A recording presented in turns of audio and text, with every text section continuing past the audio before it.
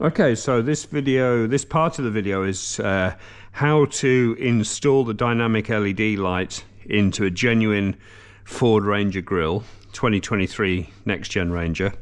So we have the various components to the dynamic LED kit here. So we've got the top bar with the big LED strip in it. It's got a plastic film on there, a clear protective film, just stop it from getting scratched while we install it. We've got our wiring loom, which is what connects into the vehicle, along with our control box with some more wires in there. There'll be a separate part of the video on how to install that. And then we've got our 4 amber LEDs, which go into the top of the grille along here. So this is a genuine Ford Ranger Grille, 2023, taken from a wild track.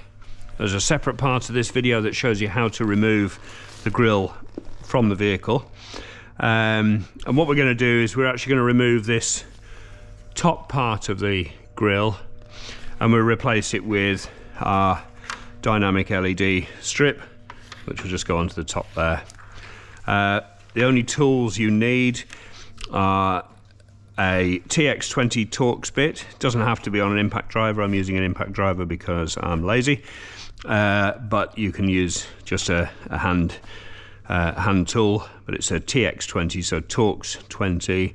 And then I've just got a trim tool here, which I will show you what that's used for in a minute.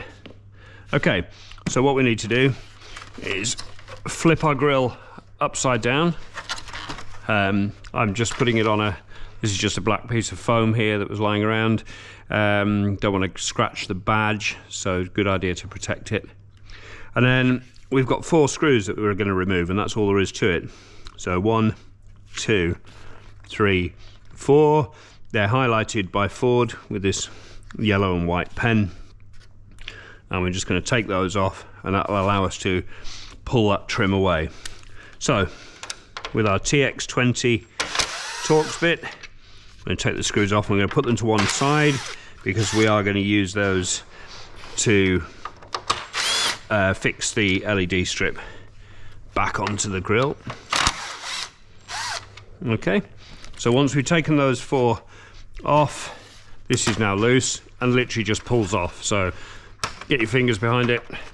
There's a couple of clips in there that sound like they're breaking, but they don't seem to. And then that will just come off. So there's our strip that we're removing. You might want to put that to one side, stick it in your garage somewhere for future use, or if you want to change the truck and keep the dynamic LEDs. So there's our stripped down grille. It's very simple. We've got the back of our dynamic LED strip here with the cables coming out of it. Just peel that film from around the edges. You don't want to get it trapped behind because then that's a bit of a pain in the backside. So we're going to take our plug and we're just going to feed it through. So as I look at the grille here, this is the left hand side, so obviously if I was looking at it from the driver's seat, this will be the right hand side. And we're just going to pass this thin plug through this gap here. Okay, just watch the clip on top to make sure it doesn't get caught. So just squeeze that down, push it in through that hole. It's very tight, but it will go. Quite often it just gets stuck halfway. That's what my trim tool was for.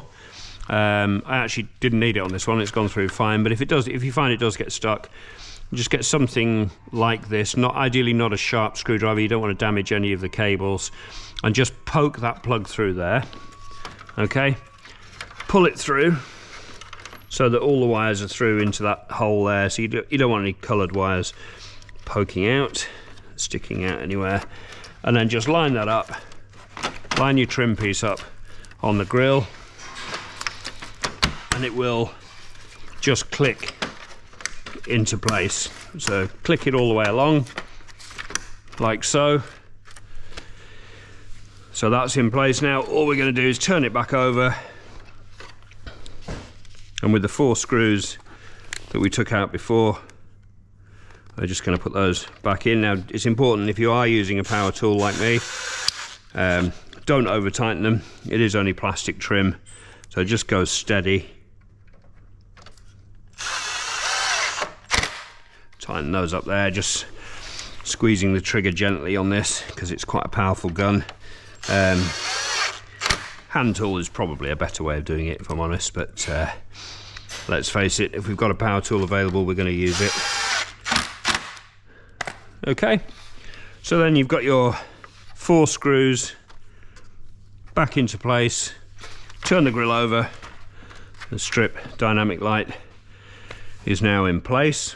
You can see that it's exactly the same color as the grey of the original grill, so it's pre-painted, ready to go. Fits on there absolutely perfectly. So then we've got our 4 amber LEDs. Okay, so these are basically going to go into these hexagons here. Yeah, they are hexagons, just checking. There are 4 of these, and they literally just clip into place from the front. So feed the cable through that hole, and then they'll only go in one way, and just push them in until they click into place. And we do that for all 4. That's number 2. Just make sure they click in. And then our 3rd one. And our 4th one. Of course, you don't have to use these if you don't want to, if you don't want the amber lights on the front. Many people don't. They are quite a nice addition though, and they fit really well if I get them the right way around. They will only go in one way. And just make sure that all 4 of them are nicely in place. And then you can see we've got our 4 cables coming out the back and our 1 connection there. And this wiring loom here is for the 4 lights, okay, and that's going to get connected to the headlight adjuster on one of the headlights. We'll go through that in a separate part of the video. And then we've got our control box here, which is going to be wired up to the same place for the power. And then you've got your yellow and blue cable, which are your indicators, because this does have the function of indicators, which again you can choose to connect or not, whichever way you like. And then when we've connected it all up, this will do a nice little dance. When we turn the ignition on, the lights will flash across here, Knight Rider style, and your amber lights will come on. And we'll go through the wiring in a separate part of this video.